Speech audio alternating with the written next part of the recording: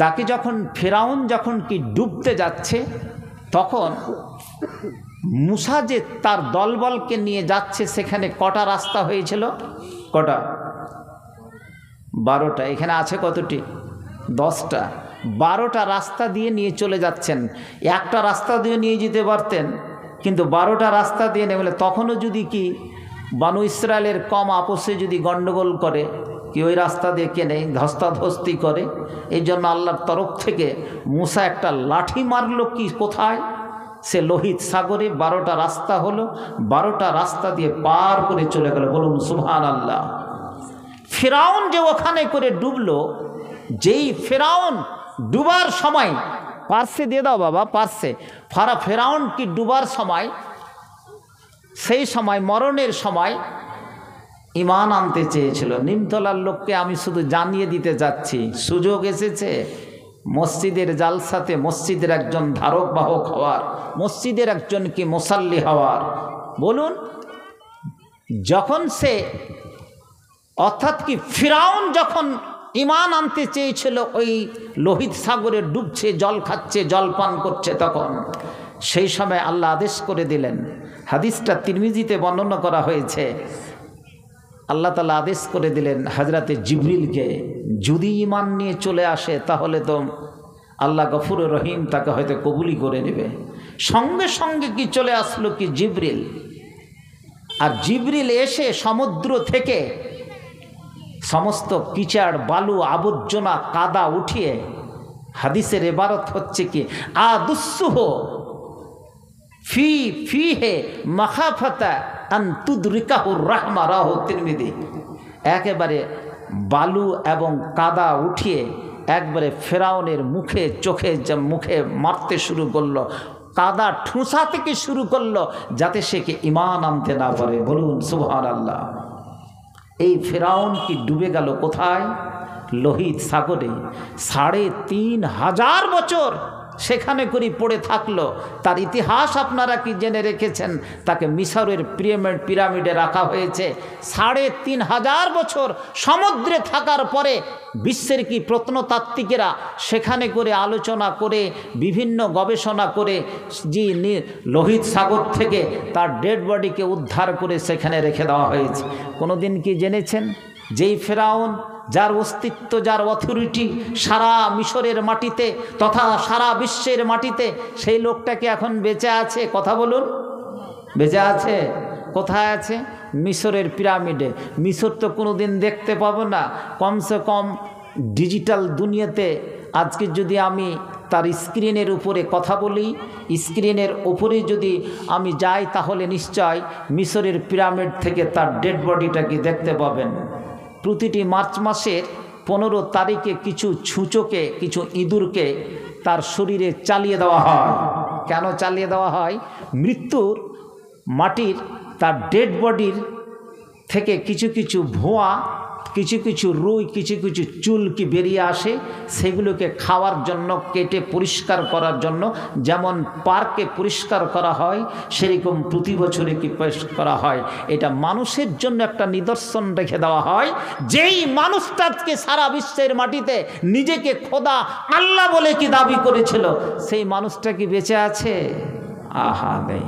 ওরে আমার যুবক যুবতী, জেনে রাখুন, এত বড় একটা নিয়ামত যখন কি লোহিত সাগরে ফেরাউনকে ডুবিয়ে দিয়ে এবারে মুসা যখন তার দলবল নিয়ে পার হয়ে চলে গেল, এবং তাকে শুধু তাই নয়, এবারে যখন সে ঈমান আনতে রাজি হয়ে গেল, যে ঈমান আনবে, আল্লাহ আদেশ করে দিল জিবরিলকে, যাও যাও রে, এবং তার মুখে তুমি কাদা ঢুকিয়ে দাও, তার মুখে তুমি কিচড় ঢুকিয়ে দাও, তার মুখে তুমি আবর্জনা ঢুকিয়ে দাও। এতদিন পর্যন্ত মুসা এবং মুসার কমকে এতদিন পর্যন্ত জ্বালিয়েছে, অন্যায় অবিচার করেছে। আজ তার প্রতিফল সে পেয়ে যাক, কাদা খেয়ে যেন আজকে সে ঈমান আনতে না পারে। ওরে জিবরিল তুমি চলে যাও। জিবরিল স্বয়ং বলছে, নবীকে বলছে, ওরে নবী তুমি যদি সে দৃষ্টান্ত দেখতে, তুমি নিশ্চয় তুমি হয়রান হয়ে যেতে, হতভাগ হয়ে যেত। আমি এমন ভাবে তার মুখে কাদাগুলোকে ঢুকিয়ে দিলাম, দিলাম, সমুদ্রের বালু আমি ঢুকিয়ে দিলাম, আর সে ঈমান আনতে পারলো না। ওরে তুমি যুবক যুবতী জেনে রাখো, তোমার বয়স 30 বছর হয়ে গেল, 40 বছর হয়ে গেছে, 50 বছর হয়ে গেছে। এই বয়সের মধ্যে তুমি পৃথিবীর মাটিতে কতটুকু ভালো কাজ করেছো আর কতটুকু অন্যায় কাজ করেছো, একবার রাতের অন্ধকারে বসে বসে তুমি চিন্তা করো হে, যে আমার জীবন কোথায় চলে গেল, কি করলাম, পৃথিবীতে কি নিয়ে আসলাম, কি রেখে আসলাম, একবার তুমি চিন্তা করে নাও। প্রিয় ভাইরা আমার, একটা নিয়ামত যে ফেরাউনের গোলামি থেকে আজকে তাদেরকে বের করে নিয়ে চলে গেল একেবারে গুগল ম্যাপে দেখবেন, পৃথিবীর ম্যাপে সিনাইয়ে মরুভূমিতে গিয়ে আশ্রয় নিল হজরতে মুসা তার কওমকে নিয়ে। ওখানে করে গিয়ে বালু আর বালু, তরমুজও নেই, বাঙ্গি নেই, কিচ্ছু নেই।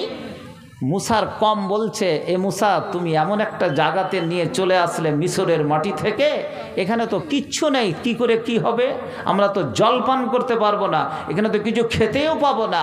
মুসা করলো কি, সেখানে একটা পাহাড় ছিল, সে পাহাড়টার নাম হচ্ছে তুর পাহাড়। কি পাহাড়? কথাগুলো শুনে আমি কোরআনেরই ওয়াজ করছি, কোরআন থেকে।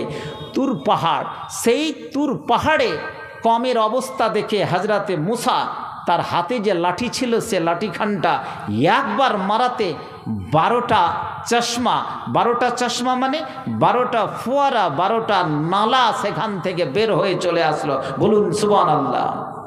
জলের আর অভাব থাকলো কি মরুভূমিতে? জল পেয়ে গেল। জল খেলে তো শুধু আর কি বলছে যে পেট ভরবে না। রমজান মাসের সময় জল যদি পান করা যায় তাহলে জলটুকুই বেশি, কিন্তু সে জলও তো পান করতে পারে না, যেহেতু নিষেধ রয়েছে। তুর পাহাড় থেকে যেই 12টা চশমা বের হলো, সে তো জলের ব্যবস্থা হলো, কিন্তু খাওয়ারের কি ব্যবস্থা হবে?